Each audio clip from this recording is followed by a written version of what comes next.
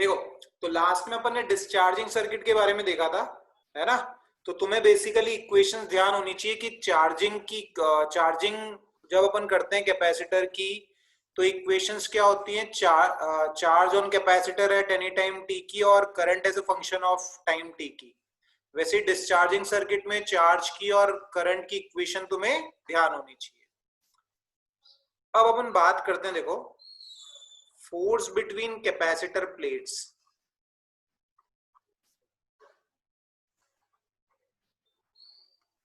Force between capacitor plates, capacitor की plates के बीच में कितना फोर्स लगता है उसकी बात अपन करते हैं। जैसे एक बात समझो तुम, इस तरह से मान लो तुम्हारे पास एक कैपेसिटर है, ये कैपेसिटर हो गया, एक दो प्लेट्स हो गई कैपेसिटर की, ये तुम्हारी बैटरी है ऐसे,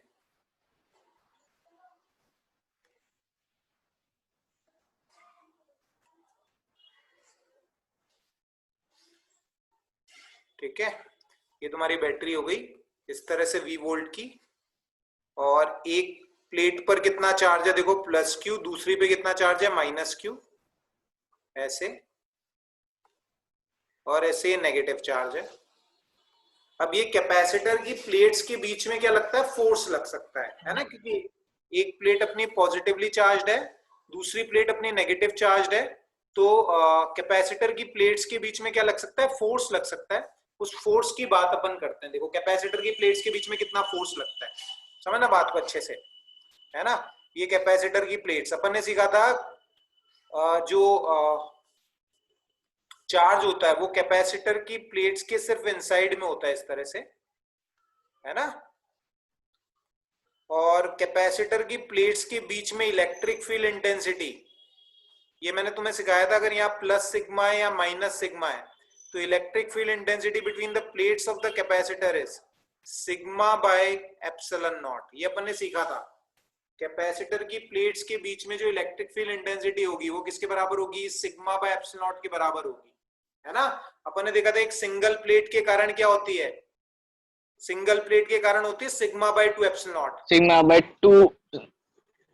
हाँ बोल बोल बोल। यही बोला था, सिग्मा बाय 2 एप्सिलॉन नॉट। नहीं, वो सिंगल प्लेट के कारण होती है ना, ऐसे अगर एक हाँ, सिंगल प्लेट के लिए, सिंगल प्लेट होती है सिंगल ना, प्लेट के लिए। ये केवल एक सिंगल प्लेट होती है ऐसे, तो इसके कारण किसी पॉइंट पर ऐसे होती है electric field intensity sigma by 2 epsilon not. तो यहाँ पे तो दो प्लेट्स है ना, तो इसके कारण इधर राइट की तरफ सिग्मा बाय 2 एप्सिलॉन नॉट, और नेगेटिवली चार्ज प्लेट है तो इसके कारण भी इधर भी सिग्मा राइट, एप्सिलॉन नॉट इधर, माइनस के भी राइट होगी, तो नेट हो जाएगी सिग्मा बाय एप्सिलॉन नॉट। समझ में आया ना ये सभी को। अब एक बात समझो, तो अगर मान लो मेरे को इस प्लेट पे फोर्स निकालना है, इलेक्ट्रिक फील्ड इंटेंसिटी है प्लेट्स के बीच में, अगर मेरे को फोर्स निकालना है तो फोर्स कैसे लिखा जाता है, फोर्स लिखा जाता है क्यूई। फोर्स क्या लिखा जाएगा, क्यूई। ये वाली प्लेट इस वाली प्लेट को अट्रैक्ट करेगी ऐसे, positively charge plate negatively charge plate, तो positively charge plate negatively charge plate को अट्रैक्ट करेगी ऐसे फोर्स से, और वो फोर्स क्या लिखूंगा मैं, क्यूई, है ना। फोर्स इज क्यूई, क्यू और ई की value sigma by epsilon not, E की value sigma by epsilon not. लेकिन ये वाला जो एक्सप्रेशन लिखा है मैंने, ये वाला जो एक्सप्रेशन मैंने लिखा है ये गलत एक्सप्रेशन है, ये एक्सप्रेशन गलत है। कोई बता सकता है गलती क्या है इसमें, क्या गलती है इस एक्सप्रेशन में, क्यों गलत है ये expression, this is a wrong expression, गलती क्या है कोई बता सकता है। हाँ बोल बोल, क्या गलती है इस एक्सप्रेशन में, ये गलत क्यों है, दिस इज रॉन्ग। सर ये फॉर्मूला हम पॉइंट चार्जेस के लिए लगाते हैं। नहीं, लेकिन इलेक्ट्रिक फील्ड तो यूनिफॉर्म ही है ना तेरी, तो यूनिफॉर्म है इसलिए अप्लाई कर सकते हैं। देख कि हर जगह इलेक्ट्रिक फील्ड इंटेंसिटी की वैल्यू ई के बराबर ही तो है, तो छोटा सा भी चार्ज ले लेगा डीक्यू, तो डीक्यू पे कितना फोर्स लगेगा, dq into E plus dq into E, dq into E सबको ऐड करेगा तो क्यू इंटू ई तो आएगा, तो वो कोई फर्क नहीं पड़ेगा यहाँ पे। यूनिफॉर्म इलेक्ट्रिक फील्ड है ना, बात सही है, वो पॉइंट चार्जेस के लिए लगता है, लेकिन तू इनको छोटा छोटा करके ले ले, d q d q d q d q d q, तो सब पे जो फोर्स लगेगा डीक्यू इंटू ई वो सेम डायरेक्शन में लगेगा, तो उनको ऐड करेगा तो क्यू इंटू ई आएगा। अब ये सुनो ये एक्सप्रेशन क्यों गलत है, देखो जब अपन फॉर्मूला लिखते हैं F बराबर QE, जब अपन किसी चार्ज पर लगने वाला फोर्स लिखते हैं F बराबर QE, तो उसमें E जो होती है वो क्या होती है? Electric field intensity due to all the other charges present in the system. ये क्या होती है? Electric field intensity due to other charges मतलब इसको इंक्लूड नहीं करना है, other charges present in system. ऐसा मैंने पहले भी सिखाया था तुम्हें इलेक्ट्रोस्टैट्स में। तो यहां पे मैं क्या लिखूंगा? जो इलेक्ट्रिक फील्ड इंटेंसिटी लेनी है मेरे को, वो कौन सी इलेक्ट्रिक फील्ड इंटेंसिटी लेनी है? ड्यू टू सिंगल प्लेट लेनी है। तुम इस पे फोर्स निकाल रहे हो ना, तो तुम net electric field intensity consider नहीं करोगे। ये ई कौन सा है? ई नेट है ये। तो तुम्हें ई नेट कंसीडर करने की जरूरत नहीं है, क्योंकि तुम इस पे फोर्स निकाल रहे हो ना।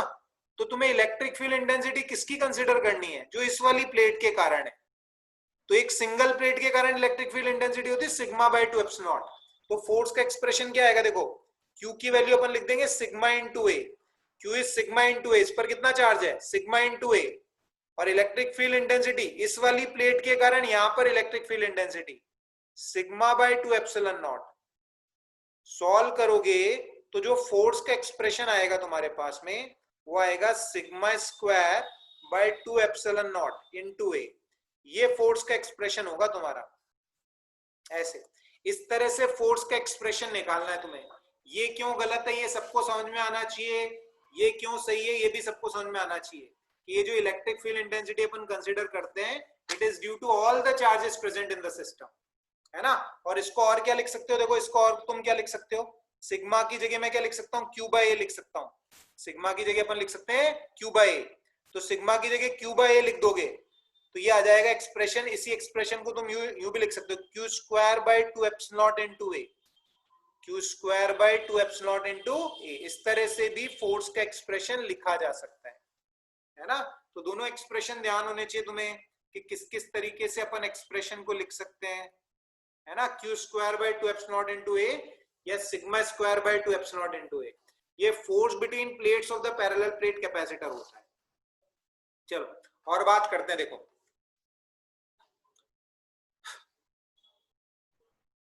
देखो, एक बात समझो तुम। अब कुछ सवाल करवाता हूं तुम्हें बढ़िया बढ़िया लॉजिकल एकदम। जैसे मान लो ये कैपेसिटर की प्लेट्स हैं, है ना। एक प्लेट पे मान लो प्लस Q चार्ज है, दूसरी वाली प्लेट पे माइनस Q चार्ज है।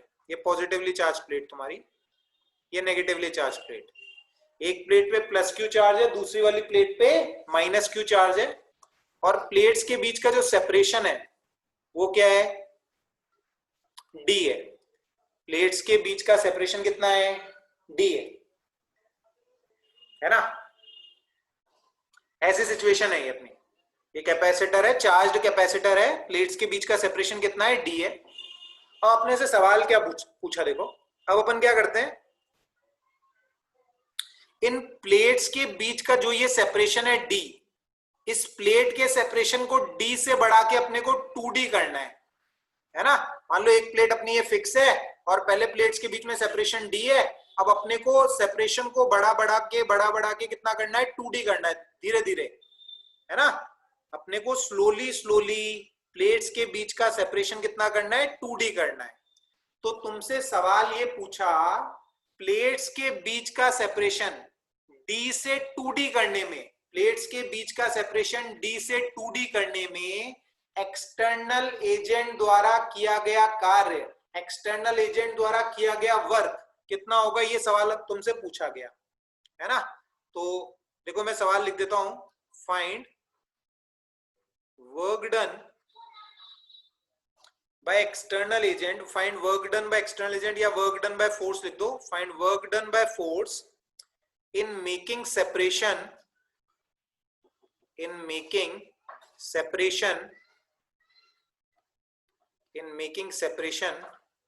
2D from D slowly।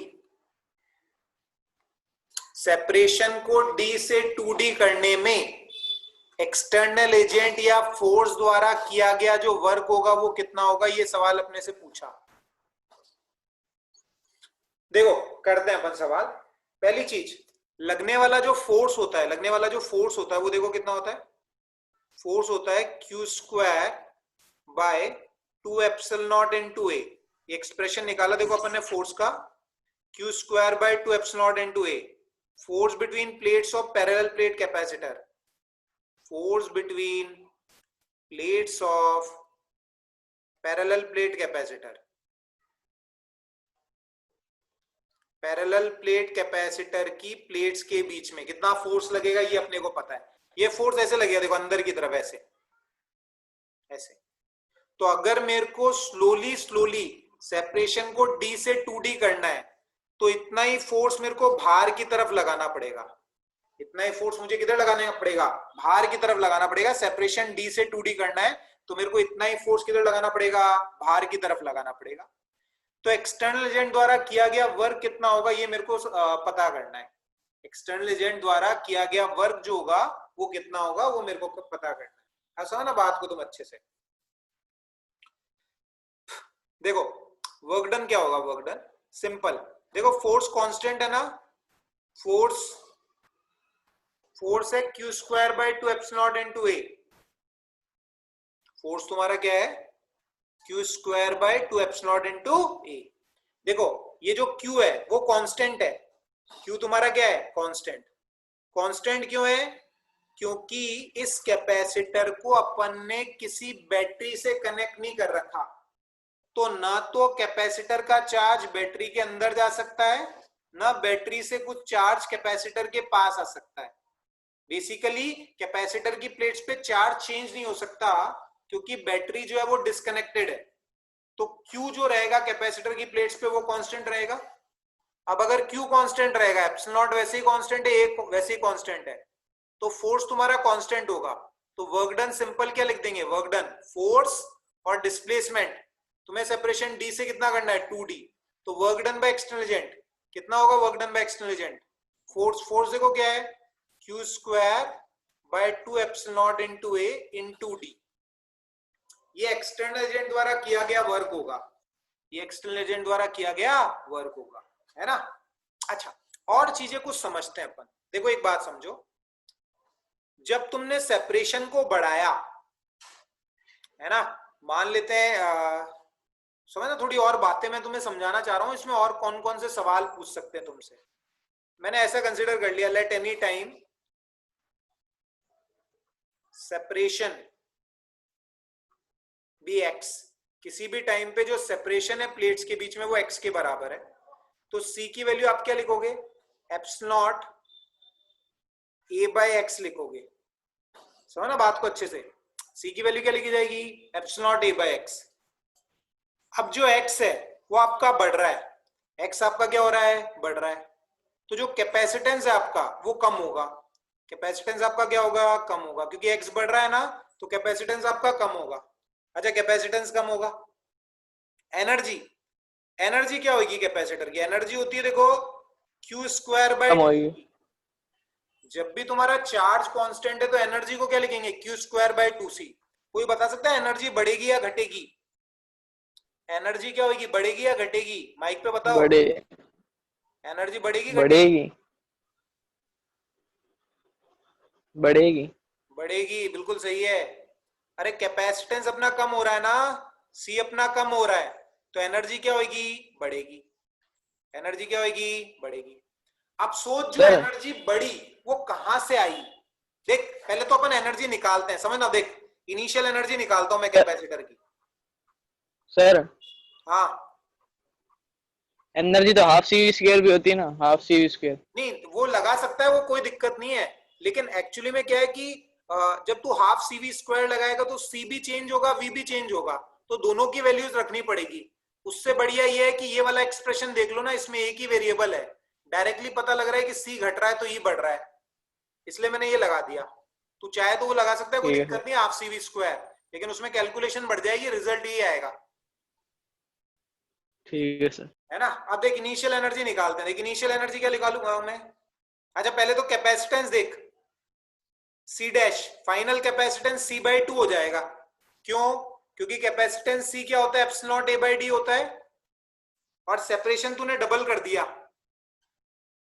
Separation अपन ने क्या कर दिया, डबल कर दिया, तो फाइनल कैपेसिटेंस आधा हो जाएगा। फाइनल कैपेसिटेंस क्या हो जाएगा, आधा। अब समझ ना बात को अच्छे से, देख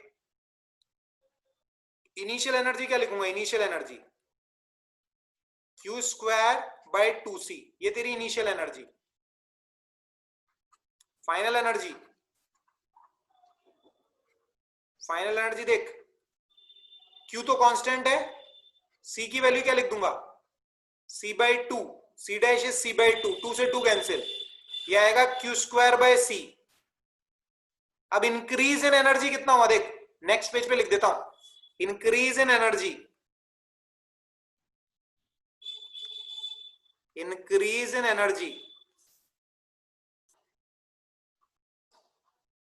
एनर्जी में इंक्रीज कितना हुआ देख, एनर्जी बढ़ी देख, अपने को ये पता ही है एनर्जी बढ़ी, कितनी एनर्जी बढ़ी देख, E final minus E initial, increase in energy, E final minus E initial.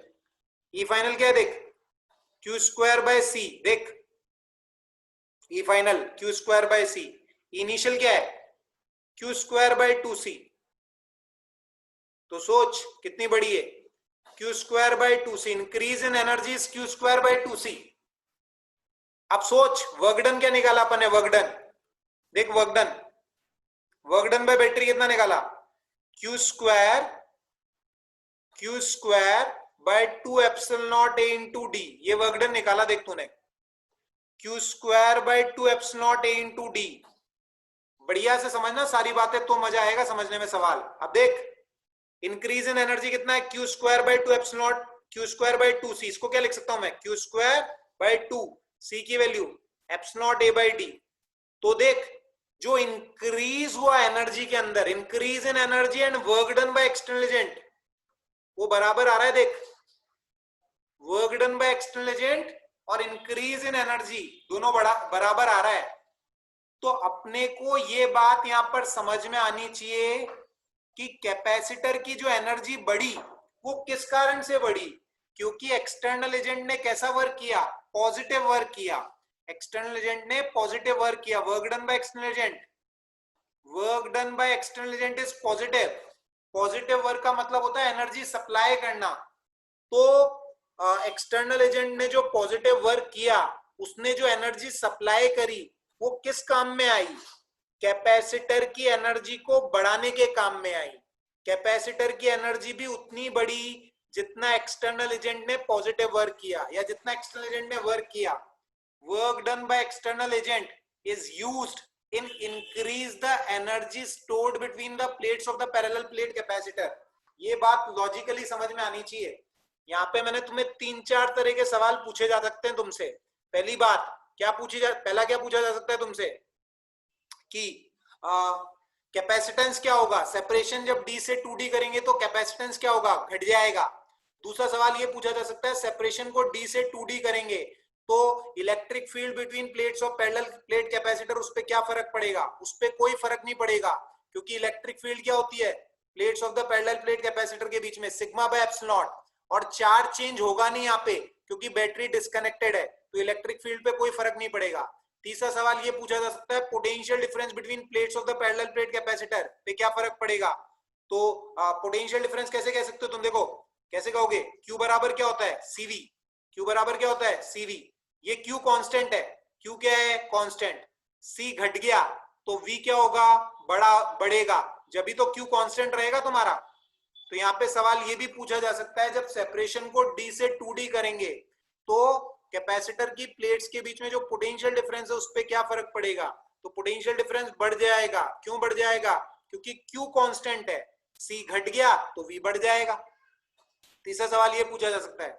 चौथा सवाल ये पूछा जा सकता है find increase in energy of the capacitor, वो मैंने निकाल के बताया तुम्हें, E final E initial, increase in energy पूछा जा सकता है, work done by external agent पूछा जा सकता है, ये work done by external agent भी मैंने निकाल के दिखाया तुम्हें। ये सवाल यहाँ पे पूछ सकते हैं। तो ये सवाल एक ही है लेकिन इससे और भी घुमा फिरा के बनाए जा सकते हैं क्वेश्चन, तो तुम्हें क्लैरिटी से बातें समझ में आनी चाहिए सारी। बोलो किसी को कोई भी डाउट है इस सवाल में, तो नहीं तो अगला सवाल करते हैं वो और बढ़िया है। बोलो कहीं कोई भी डाउट हो किसी भी तरह का, कोई भी बात पूछनी हो।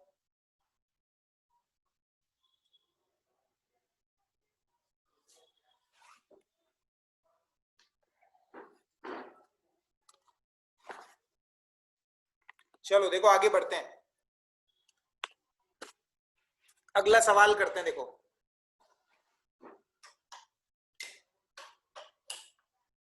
देखो अगला सवाल करते हैं, और बढ़िया सवाल है, शानदार, मजा आ जाएगा, समझ में आएगा अगला सवाल। तो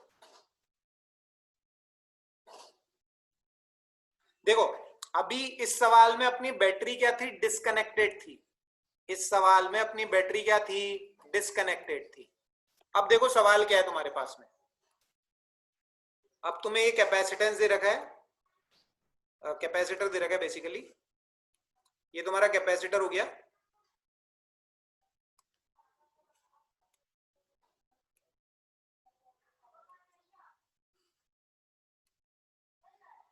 ये V वोल्ट की बैटरी। इस बार क्या बोला गया तुम्हें, वही बोला गया तुम्हें कि पहले प्लेट्स के बीच में जो सेपरेशन था वो किसके बराबर था, D के बराबर था। पहले प्लेट्स के बीच में सेपरेशन D के बराबर था, है ना। और सेपरेशन को D से 2D किया गया, है ना। Separation is increased from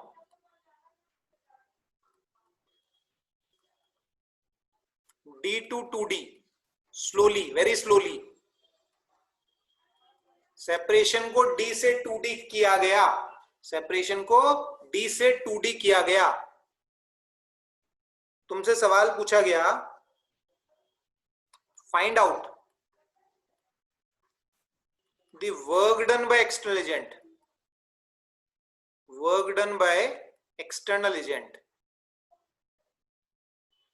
in doing in increasing the separation.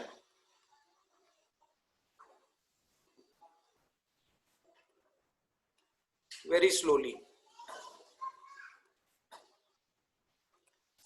External agent द्वारा किया गया वर्क कितना होगा। देखिए एक बात समझो अब तुम लॉजिकली, अपन ने क्या सीखा, फोर्स जो होता है, force between plates of parallel plate capacitor Q square by 2 epsilon not into A, है ना। Force between the plates of parallel plate capacitor का expression Q square by 2 epsilon not into A। अब एक बात समझना, यहां पे जब अपन सेपरेशन को D से 2D कर रहे हैं तो अपनी बैटरी कनेक्टेड है। अपनी बैटरी क्या है, हमेशा कनेक्टेड है। अपनी बैटरी क्या है, हमेशा कनेक्टेड है। तो अगर बैटरी हमारी हमेशा कनेक्टेड है तो potential difference between the plates of capacitor always remains V। पिछले सवाल में बैटरी कनेक्टेड नहीं थी तो कैपेसिटर की प्लेट्स पे जो चार्ज था वो कांस्टेंट था। इस सवाल में कैपेसिटर की प्लेट्स के अक्रॉस जो पोटेंशियल डिफरेंस है वो कांस्टेंट रहेगा। तो आपको बात पहले ये समझ में आनी चाहिए, जब बैटरी कनेक्टेड नहीं है तो कैपेसिटर की प्लेट्स पे जो चार्ज है वो कांस्टेंट रहेगा, और अगर बैटरी कनेक्टेड है तो कैपेसिटर की प्लेट्स के बीच में जो पोटेंशियल डिफरेंस है वो हमेशा सेम रहेगा। तो इस केस में जो V है आपका, Q बराबर CV में जो आपका V है ये आपका कांस्टेंट रहेगा। Potential difference between plates of capacitor remain same.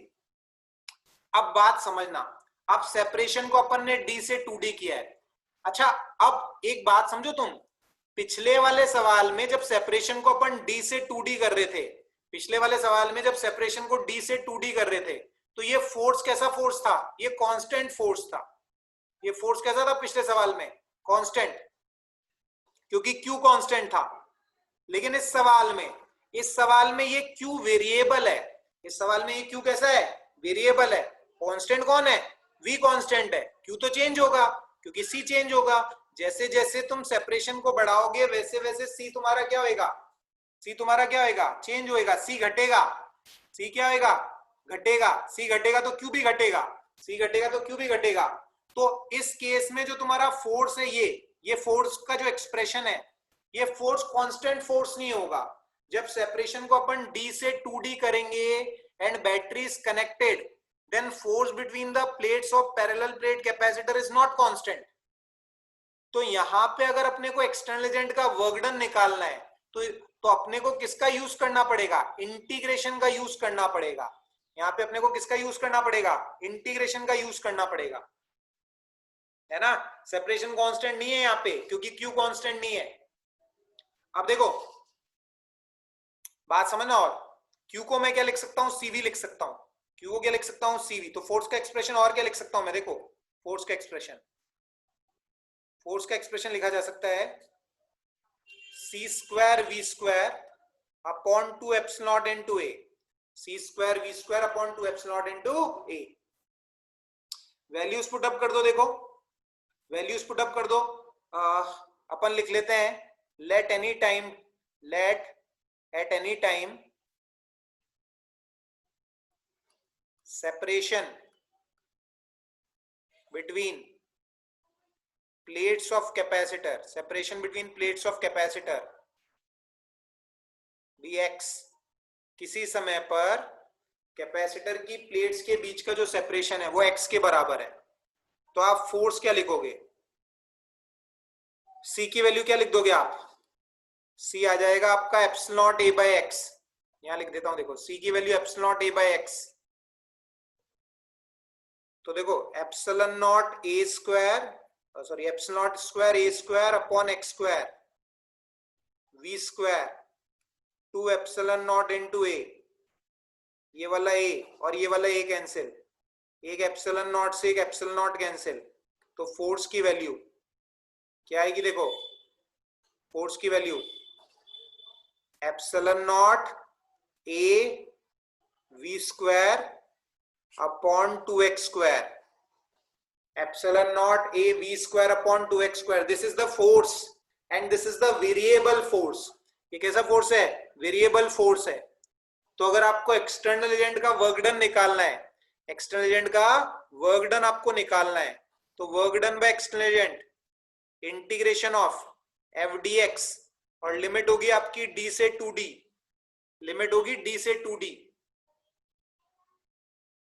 अब सॉल्व करो इसको, देखो जो जो चीजें कांस्टेंट है वो बाहर आ जाएगी। देखो epsilon not A V square upon 2 बाहर आ जाएगा, अंदर होगा 1 अपॉन एक्स स्क्वायर dx, और लिमिट होगी तेरी d से 2d। 1 अपॉन एक्स स्क्वायर का integration, work done by external agent epsilon not a, अरे यार वक्त खत्म होने वाला है, epsilon not A V square upon 2, 1 upon X square का इंटीग्रेशन होगा -1 बाय एक्स, और -1 बाय एक्स को सॉल्व करेगा 1 upon 2d minus 1 upon d, तो 1 अपॉन 2d। ये तेरा यहां बनेगा 1 बाय 2d। सॉल्व करके सॉल्व कर सकते हो तुम। तो work done by external agent का जो एक्सप्रेशन आएगा तुम्हारे पास वो आएगा epsilon not A V square upon 4d, epsilon not A V square upon 4d। This is the work done by external agent, this is the work done by external agent. अब थोड़ी चीजें फटाफट समझना, बहुत शानदार सवाल है ये। Work done by external agent ये आया अपने पास, अपना सवाल तो सॉल्व कर हो गया, लेकिन मैं 2-4 चीजें और सिखाता हूं तुम्हें। देखो work done by external agent ये आया अपने पास, अब समझना बात को तुम। अब मैं निकालता हूं इनिशियल एनर्जी कैपेसिटर की। कैपेसिटर की इनिशियल एनर्जी, इनिशियल एनर्जी क्या होगी? देख इनिशियल एनर्जी कैपेसिटर की तेरी होगी हाफ CV स्क्वायर, तो half epsilon naught A by D into V square. This is the initial energy of capacitor. Final energy क्या होगी? E final half C by 2 into V square, half epsilon naught A by 2D into V square, C by 2। ये आएगा तेरा 1/4 epsilon naught A by D into V square, 1/4 epsilon naught A by D into V square। देख बात समझ हम यहाँ पे। अब तेरे को लगेगा कि मैं गलत कर रहा हूं, देख work done by external agent कैसा है? Positive. Work done by external agent is positive, लेकिन फिर भी फाइनल एनर्जी जो है वो इनिशियल एनर्जी से कम आ रही है। देख इनिशियल एनर्जी आ रही है 1/2 epsilon not a by D into we square, final energy आ रही है 1/4 epsilon not A into D into we square. External agent द्वारा किया गया कार्य पॉजिटिव है, फिर भी final energy is less than initial energy. अपने को गलत लग रहा है ऐसा कि अपन ने कुछ गलत किया है, लेकिन गलत नहीं किया है, सब कुछ सही चल रहा है। अभी देखना, इसका रीजन भी बताऊंगा मैं कि फाइनल एनर्जी इनिशियल एनर्जी से कम क्यों आ रही है। पहले डिक्रीज इन एनर्जी निकाल लेते हैं। देख, decrease in energy, decrease in energy, decrease in energy is e initial minus e final. तो सॉल्व करोगे तो वो आएगा 1/4 epsilon not a by D into we square. External agent ने तो एनर्जी दी, समझना बात को, एक्सटर्नल एजेंट ने एनर्जी दी, फिर भी final energy is less than initial energy. तो वो एनर्जी गई कहां, वो समझते हैं अपन। एक्सटर्नल एजेंट द्वारा किया गया कार्य पॉजिटिव है, इसका मतलब एक्सटर्नल एजेंट ने एनर्जी दी, लेकिन फिर भी फाइनल एनर्जी जो आ रही है वो इनिशियल एनर्जी से कम आ रही है। तो फिर वो एनर्जी गई कहां पे, वो सीखते हैं अपन। समझो बात को। इनिशियली कैसी सिचुएशन थी, देख, इनिशियली ऐसी सिचुएशन थी, इनिशियली ऐसी सिचुएशन थी, देख, समझना। अब क्लाइमैक्स आने वाला है इस प्रॉब्लम का, अच्छे से समझना, सब कुछ समझ में आएगा तुम्हें। अभी पूछो मत कुछ भी, अभी मैं कोई जवाब नहीं दूंगा, अभी सिर्फ समझ लो, टाइम कम है। इनिशियल सिचुएशन और फाइनल सिचुएशन में बना के बता रहा हूं।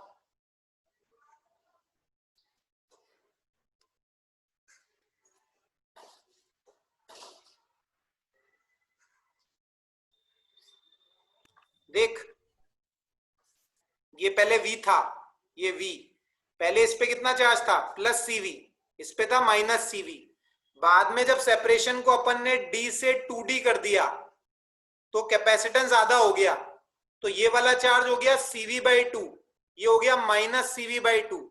मतलब यहां से कितना चार्ज फ्लो हुआ, देख, पहले प्लस CV था, अब CV/2 हो गया, तो कितना चार्ज फ्लो हुआ, CV/2 चार्ज फ्लो हुआ, और वो चार्ज बैटरी के पॉजिटिव टर्मिनल में एंटर कर रहा है, वो चार्ज बैटरी के पॉजिटिव टर्मिनल में एंटर कर रहा है। मतलब work done by battery is negative, work done by battery is negative. Battery ने नेगेटिव वर्क किया, मतलब बैटरी ने एनर्जी ली। ये कौन सा प्रोसेस हो रहा है, ये कौन सा प्रोसेस हो रहा है, चार्जिंग प्रोसेस हो रहा है। ये ध्यान से तुम देखोगे तो चार्जिंग प्रोसेस हो रहा है ये। तो देख, वर्क डन बाय बैटरी, देख, work done by battery, work done by battery is Q into v, Q into v, Q की वैल्यू CV/2 इंटू वी, तो half CV square, half CV square. अब देख, इसको मैं क्या लिख सकता हूं, समझना बात को अच्छे से। हाफ C की value epsilon naught A by D into we square.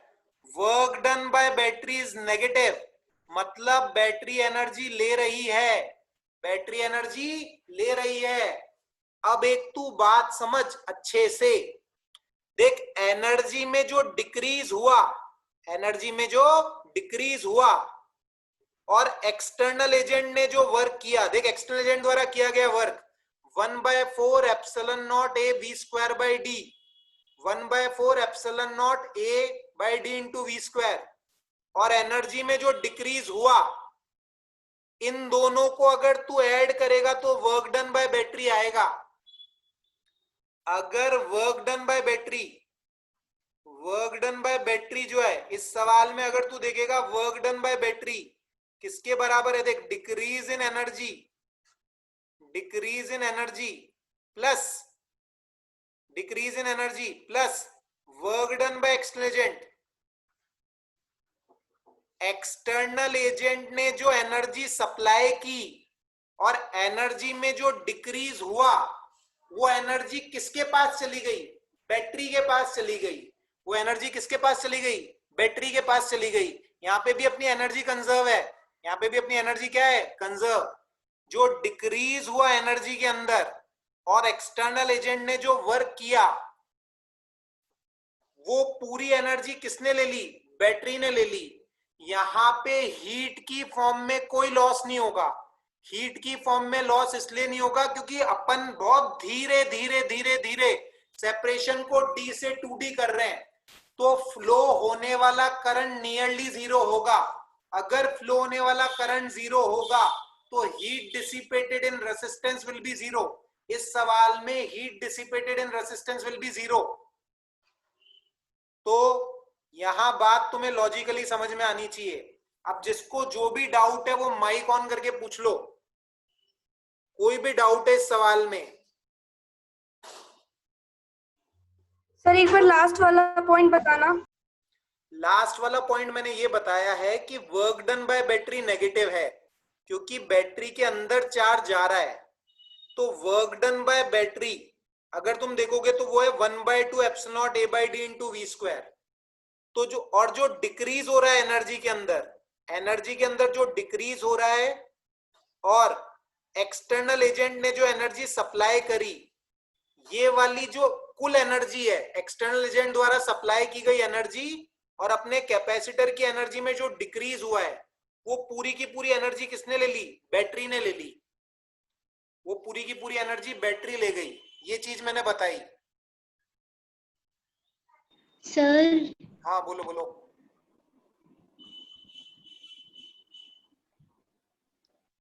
बोलो। Sir work done battery negative है, आपने नेगेटिव का साइन क्यों नहीं लगाया? अरे नेगेटिव तो मैं लिख दूंगा, लेकिन नेगेटिव वर्क का मतलब क्या होता है? एनर्जी लेना होता है ना, वो लिख दे यहाँ पे, कोई दिक्कत नहीं है नेगेटिव। लेकिन ये नेगेटिव क्या बताता है? नेगेटिव ये बताता है कि एनर्जी ली बैटरी ने। तो बैटरी ने जो एनर्जी ली वो उसे कहां से मिली?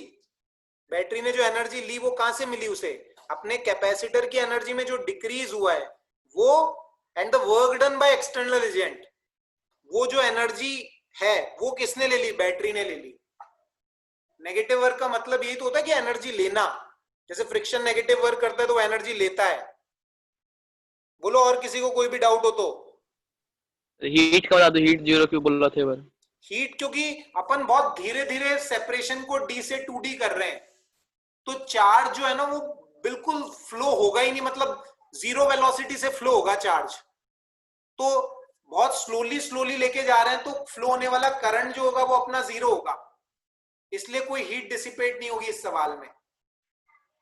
अगर सेपरेशन फटाफट डी से 2D कर देता ना तो हीट डिसिपेट होती, लेकिन यहाँ पे बिल्कुल स्लोली स्लोली चल रहे हैं इसलिए हीट डिसिपेट नहीं होगी।